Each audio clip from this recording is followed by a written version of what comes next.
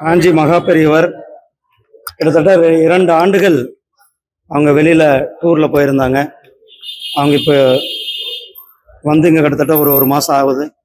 தேர்தல் பணியில் இருந்ததுனால அவங்கள உடனடியாக வர முடியல. இப்போ இன்றைக்கு வந்து காஞ்சி மகா அவர்கிட்ட ஒரு ஆசீர்வாதம் வாங்கிட்டு உலக நன்மைக்காகவும் மக்களினுடைய நன்மைக்காகவும் இந்த தேர்தலில் பாரதிய ஜனதா கட்சி 400 தொகுதிகளில் வெற்றி பெறுவது உறுதி செய்யப்பட்ட ஒன்று.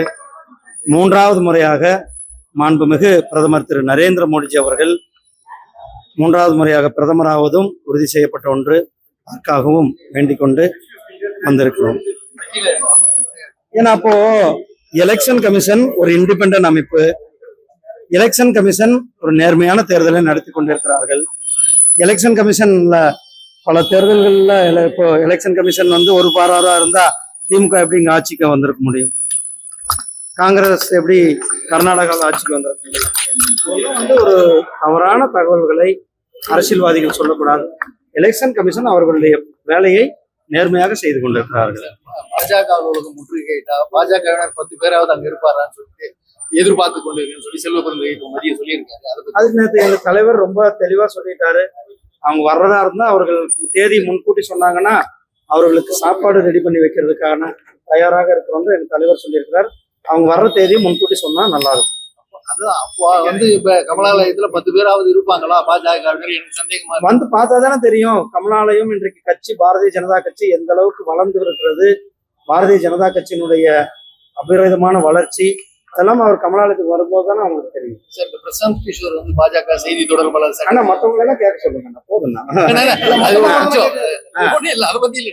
சரி சொல்லுங்க. என்ன பாஜகவின் செய்தி தொடர்பாளர் பிரசாந்த் கிஷோர் என்ன செய்யறாங்க அதை பத்தி யார் சொல்றாரு? அபிஷியலா வந்து லெட்டர் வந்திருக்கு, ட்விட்டர்ல போட்டிருக்காங்க சார். அது நான் இன்னும் பார்க்கலன்னா நான் பார்த்தேன். தமிழ்நாட்டில் பாஜக